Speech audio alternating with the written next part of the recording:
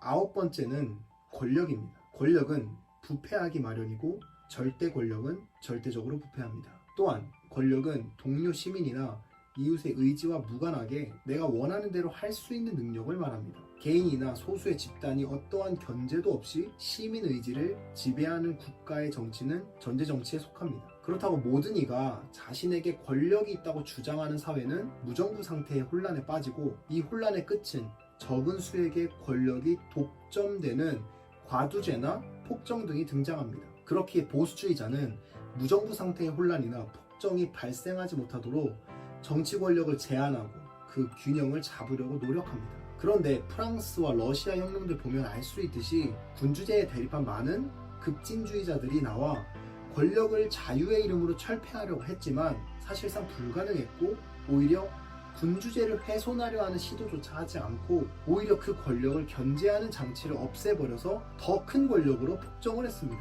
이 말은 곧 권력은 언제나 누군가의 통제를 받는다는 것이라고 이 저자는 말합니다.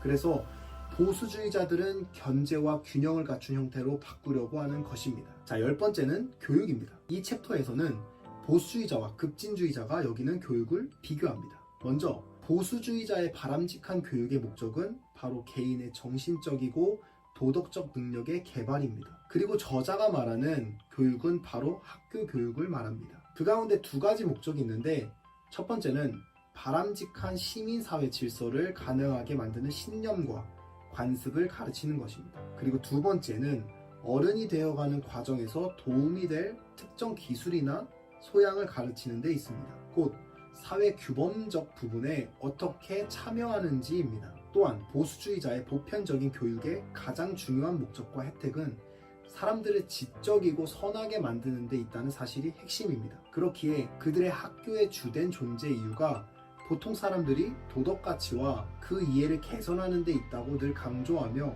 자라나는 세대에게 건전한 지적, 도덕적 규율을 심어주는 기관이지, 학교는 단지 부모들이 다른 곳에서 바쁜 시간을 보내는 동안 청소년들을 그럴듯하게 가두는 보호하는 기관, 그런 것도 아니고 청소년들에게 나중에 어떻게 돈을 버는지 가르치는 것도 아닙니다. 보수주의자들은 앞서 말한 규율이라는 단어의 사용을 두려워하지 않습니다. 규율이 없는 인간은 악을 행하거나 게으름 속에서 인생을 소비해야만 합니다. 가장 바람직한 규율의 형태는 자기 절제이며, 학교는 정신적이고 윤리적인 자제심을 학생에게 심어주려고 노력을 합니다. 그러나 근대의 급진주의자가 생각하는 공교육은 보수주의자가 마땅히 바람직하다 여기는 교육의 내용과 전적으로 다릅니다. 공산주의자, 파시스트, 사회주의자 또는 급진적 이념에 사로잡힌 사람들에게도 학교는 권력의 도구이며, 급진주의자가 좋은 사회라고 믿는 개념을 젊은이에게 주입하는 수단이 됩니다. 그리고 급진주의자들에게 학교란 주로 개별인간이 아닌 사회에 봉사하려고 존재하는 기관입니다. 또한 그들의 견해에 따르면 학자는 진실에 찾는 일에 시간을 낭비해서는 안 되고, 승인된 사회적 강령을 젊은이들에게 가르치거나 계급투쟁을 진전시키거나 더 나은 세계를 계획하는 일에 종사해야 한다고 여기고, 그렇기에 학교는 대중이 살아가는 사회를 개선하거나 적어도 변화시키는 수단이고, 어떠한 형태의 집산주의로 전진케 하는 수단만으로 여깁니다. 그래서 근대사회가 오면서 학교에서 젊은이들을 교육하는 과정을 통해 모든 옛 신념 체계와 충성심을 해체하고 인위적으로 배양된 집산주의적인 강령의 신봉으로 그 자리를 대체하고 있고, 그들 중 일부는 거의 모든 학교가 출발점으로 삼았던 종교적인 신념들을 대체하고자 민주주의라는 종교를 가르친다고 저자는 말합니다. 또한 그들의 또 다른 차이를 보면, 보수주의자는 학교에서 집단 역할이나 사회적 재구성을 운운하는 대신 읽기, 쓰기, 수학과 과학, 풍부한 상상력과 문학, 그리고 역사 등 과거의 핵심 과목들, 곧 인문학적 수업과 높은 상상력을 개발하고자 고안된 학문을 가르치는 것에 중점을 둡니다. 자, 11번째는 연구 불변과 변화입니다. 보수주의자는 진정으로 과거에 공감하는 느낌이자 사회의 연구 불변을 추구하는 힘들을 대변하고, 자유주의자는 미래의 영광이라는 느낌이자 사회의 변화를 추구하는 힘들을 대변한다고 말합니다. 그리고 급진적인 변화라는 두려움에 자극을 받거나 사회의 퇴락에 놀라는 때를 제외하면 보수주의자는 관습과 습관이라는 강력하고 안정적인 힘에 의지하는 경향이 있다고 말합니다. 그래서 존 스튜어트 밀이 보수주의자들을 바보들의 무리라고도 하지만 급진주의자나 자유주의자들이 종종 놀랄만한 힘으로 움직이는 모습을 보입니다. 프랑스 혁명 시기의 버크, 미국 초기에 존 애덤스가 그러한 힘이 있었는데 바로 그들은 사회에 대한 영구 불변함이 우리에게 안정과 지속성을 제공하는 영속적 가치와 이해가 있다고 말하기 때문입니다. 왜냐하면 이런 영구 불변함이 없다면 아주 깊은 근원은 파괴되고 사회는 무정부 상태의 혼란으로 빠져들기 때문입니다. 물론 진보라고 하는 신중한 개혁과 개선이 있어야 정체하지 않고 무기력한 사회가 되지 않기에 깨어있는 보수주의자들은 진보와 영구불변함이 요구하는 내용들을 조화시키려고 노력합니다. 그렇기에 그들은 합리적이고 온건한 진보를 지지하지만 진보의 모든 새로운 것은 과거의 낡은 것보다 반드시 더 좋다라는 추상적인 숭배를 반대합니다. 바로 이것이 핵심이고 맹목적인 진보를 주장하던 프랑스 혁명에 대해서 토크빌은 이렇게 비판합니다. 계단의 중간쯤에 내려왔음에도 바닥에 더 빨리 닿으려고 창문 밖에 몸을 던져버렸다.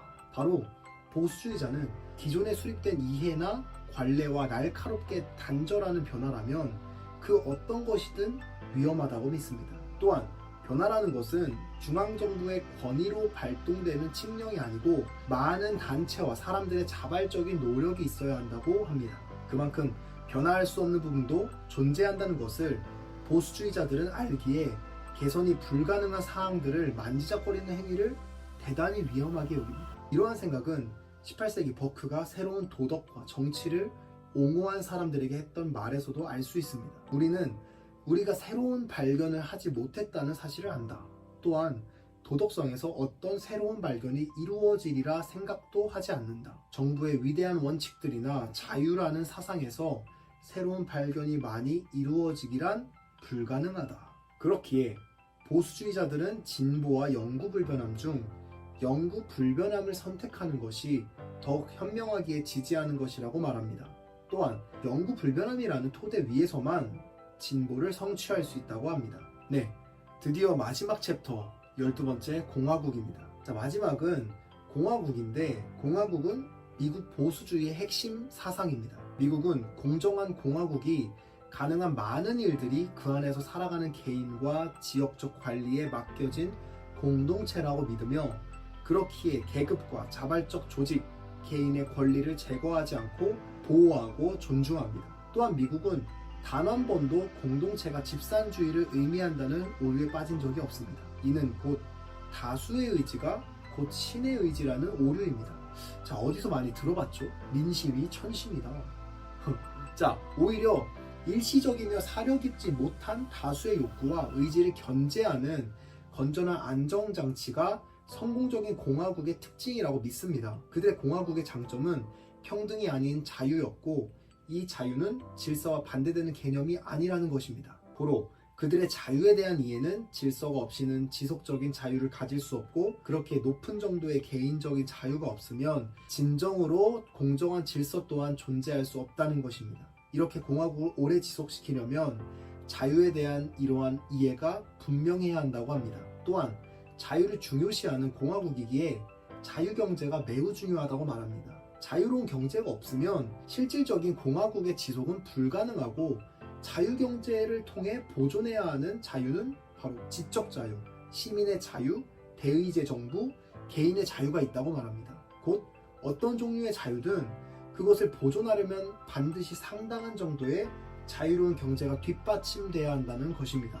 또한 공화국은 단지 도덕적이고 사회적인 자본만이 아닌 책임감이 필요한데 이는 힘겨운 교훈, 사적인 위험과 책무, 인간적인 교육, 종교적 원칙, 물려받은 권리와 의무 등으로 형성됩니다. 이러한 자유와 책임감이 사라지면 정치나 경제 영역에서 우리에게 습관적으로 주어졌던 자유와 수많은 사람들의 안전도 사라지고 맙니다. 저자는 이러한 공화국의 중요성을 말하면서 자유경제 안에서 자유가 억압되며 얻은 경제적 풍요는 부유한 노예라고 비유합니다. 그리고 미국의 공화국의 성공은 이러한 자유에 대한 보존이며 그것에 대한 신중하지 못한 이론들에 대해서 혐오한 덕이라고 주장합니다. 자, 여러분 어떻게 보셨습니까? 3번에 걸쳐 보수주의에 대한 12가지 분야에 대한 내용을 살펴보았고 다소 두서없지만 책 그대로를 소개하려고 노력했습니다. 저자인 러셀 커크는 보수주의를 정의해달라는 요청에 이념의 부정이라고 말했답니다. 그래서 미국에서도 많은 보수주의자들은 오랜 세대에 거치며 입증해온 사회적 관례나 합의를 보존하는 것보다 특정한 이념적 원칙들의 성공을 확장하거나 보존하는 데 관심을 보인다고 합니다. 또한 러셀 커크는 보수주의는 궁극적으로 영원한 사회계약이라고 합니다. 여러분, 이 세상에 영원한 계약이 있습니까? 바로 이 단락에서 우리는 창조주와의 관계가 내포되어 있음을 알게 되고 결국 그 뿌리를 통해 양심과 개인의 자유와 책임까지 이어지게 되는 것입니다. 이 책을 읽으면서 저는 사실 은혜를 받았습니다. 왜냐하면 내가 믿는 창조주의 질서와 특징 가운데 만들어진 사회계약이 진정 탁월하며 실제적으로 우리 삶 가운데 진리 되신 그분이 스며들어 있다는 것을 느꼈기 때문입니다.